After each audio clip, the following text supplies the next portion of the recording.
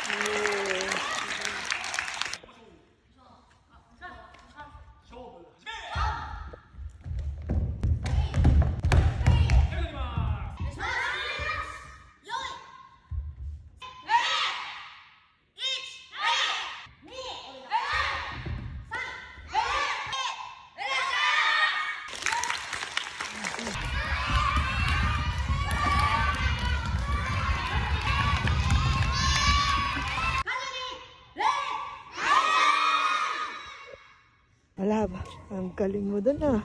Lakas ng boses mo, ah. Karate boy, may karate kid na ako. Bibili na tayo ng uniform na gano'n, no? Bagay na bagay sa iyo, no? Let's go na.